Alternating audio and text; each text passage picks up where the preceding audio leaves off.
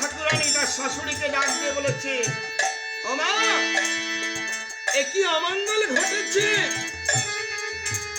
আমার নাকের দর্শনখানা কেন খুলে পড়লো? মনে হয় আজ কোন অমঙ্গল ঘটবে। সচিরানী তার পুত্রবধূকে বোঝাতে বললেন, না মা, একটা ভুল কুসংস্কার হয়েছে, ও কথা তুমি কানে নিও না, চিন্তা করো না, ওতে কিছু হবে না। তুমি যাও ভাইকে অন্ন দাও। এক পা দুপা করে নিমাইয়ের কাছে যখন এসেছে, নিমাইয়ের সম্মুখে যখন অন্ন দিয়েছে, অন্ন খাওয়ার দিকে তাকিয়ে অনিন্দ গৌর সুন্দর নিমাই আমার কাছে।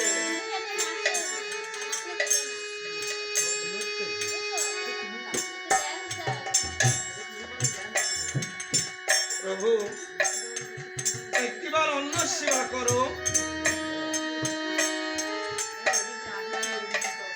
অধবলনে আমার বিষ্ণুপ্রিয়ার দিকে তাকিয়ে আছে আমার নিমাই, অন্য সেবা নিচ্ছে না।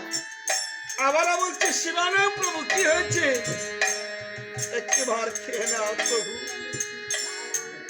নিমাই আমার ডাক দিয়ে বলেছে, হ্যাঁ প্রিয়া, আজকে আমার খেতে তো হবে।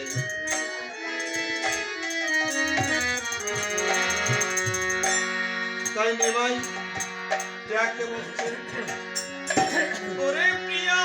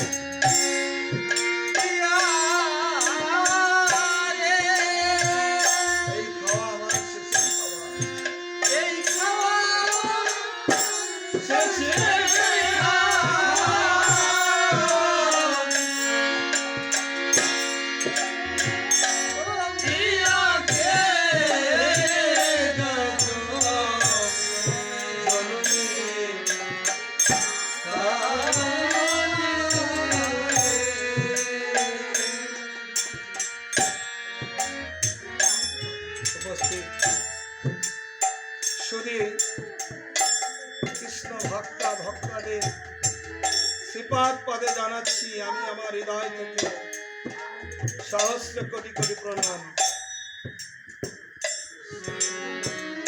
এবং অনন্ত কোটি বিশ্ব ব্রহ্মাণ্ড শ্রী চৈতন্য মহাপ্রভু অনন্ত কোটি ভক্তবৃন্দ যেখানে যে অবস্থানে বিরাজমান হোক না কেন সকলের শ্রীপাদ পদে জানাচ্ছি আমি আমার হৃদয় থেকে সহস্র কোটি কোটি প্রণাম।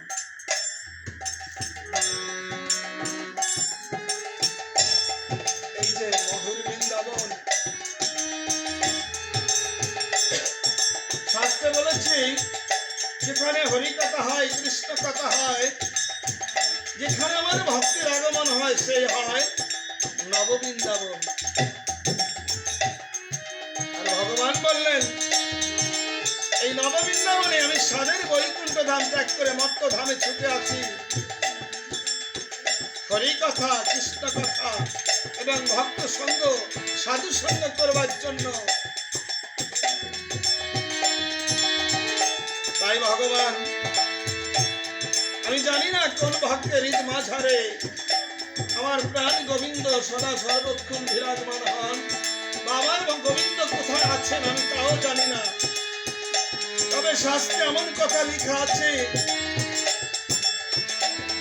অনেক পথ মাঝে অনেক নোড়া পাওয়া যায়, কোন নোড়ার ভিতরে যে নারায়ণ আছে আমরা তাও জানি না। পথ চলতে চলতে যদি কখনো সেই নোড়ার সঙ্গে আমার গোবিন্দ ভক্তের সঙ্গে চরণ স্পর্শ হয়, তবে কোটি কোটি জন্ম